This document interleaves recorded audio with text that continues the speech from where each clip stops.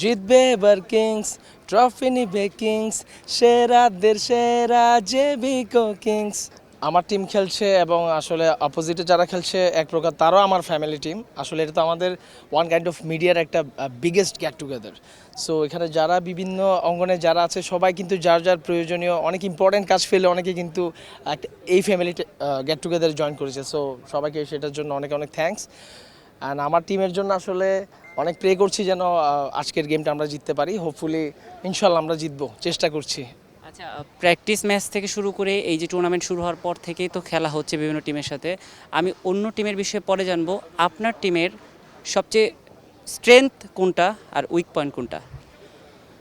আমাদের টিমের স্ট্রেংথের কথা যদি বলি, আসলে আমাদের টিমে মোটামুটি আমরা যারা আছি 1 থেকে 8 পর্যন্ত আমি যদি আমাদের ব্যাটিং লাইন আপের কথা বলি, আমাদের ম্যান্টর রংশু ভাই আসলে খুব সুন্দরভাবে গুছিয়েছেন। আমাদের 1 থেকে 8 পর্যন্ত আমরা কম বেশি সবাই কিছু না কিছু রান করতে পারবো। সো উনি ওভাবে আমাদেরকে ম্যানেজ করে মানে সাজিয়েছেন আমাদের টিমটাকে। আর আমাদের উইকনেসের জায়গা যদি বলি, আসলে আমাদের একটা উইকনেস হচ্ছে যেটা আমরা তো আসলে রেগুলার কেউ এখানে ক্রিকেটের সাথে রেগুলার জড়িত না, আমরা রেগুলার কেউ খেলি না। দেখা যাচ্ছে কেউ 10 বছর পর এসে খেলছে, কেউ 12 বছর পর। সো আমাদের যেটা হয়েছে, ইফ এই টুর্নামেন্টের জন্য যদি আমরা আরও মাস 1.5 মাস আগে থেকে একটা প্র্যাকটিসের যদি একটা আমরা সুযোগ পেতাম, সেটা আমার মনে হয় আমাদের সবার জন্য অনেক ভালো হতো। গানের মাঠে তো আমরা আপনাকে ছক্কা মারতে দেখি, ক্রিকেট মাঠে এখন পর্যন্ত কোনো ছক্কা হাঁকানো হয়েছে?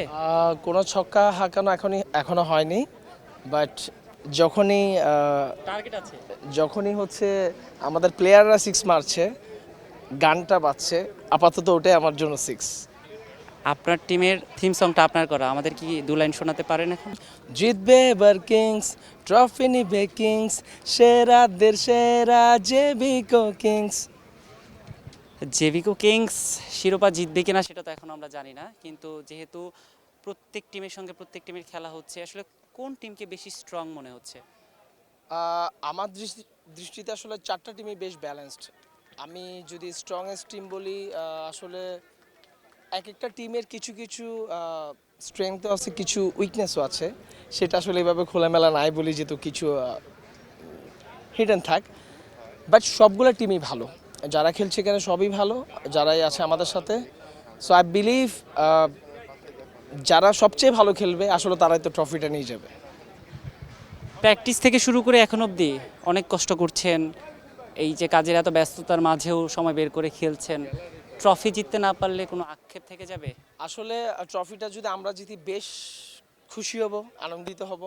ইভেন আমরা যদি নাও জিতি তাও মনে অনেক আনন্দ থাকবে, কারণ আমাদের আরেকটা ফ্যামিলি জিতেছে। বললাম না, আসলে এটা তো আমাদের একটা biggest family get together. So যেই ট্রফিটা নিয়ে যাক, সবার জন্য অগ্রিম শুভেচ্ছা। আচ্ছা, আমার সবশেষ একটা প্রশ্ন। তারকারা ক্রিকেট মাঠে, তারকারা তো আসলে সচরাচর মাঠে আসে না বা খেলার সঙ্গে তাদের সেই সম্পৃক্ততা নেই, তো অবশ্যই তাদের খেলার দিকে সবাই তাকিয়ে আছে, অনুরাগীরা তাকিয়ে আছে। তারকারা আসলে কতটা উপভোগ করছে সেটা তো আমরা যারা মাঠে আছি তারা বুঝতে পারছি।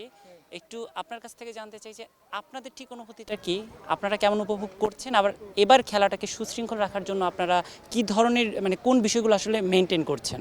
আমরা এবার যেটা করছি, আসলে প্রতিটা টিমের ম্যান্টারগুলা দে আর ভেরি গুড। ওনারা খুবই আসলে সুন্দরভাবে সব কিছু মানে মেনটেন করছেন। আমাদেরকেও গুড গুড গুড মানে গুড লাইন, মানে কী বলবো, আসলে আমাদেরকে খুব সুন্দরভাবে ব্যালেন্স করছেন। মানে আমরা যেন সুশৃঙ্খল বজায় রেখে যেন সুন্দরভাবে খেলতে পারি, কারোর সাথে যেন কোনো কথা বাড়াবাড়ি, কোনো রকম যেন আজে বাজে কনভারসেশন যেন না হয় আমাদের কারোর সাথেই। আমরা যেন সবাই সবার সাথে নাইসলি ট্রিট করি।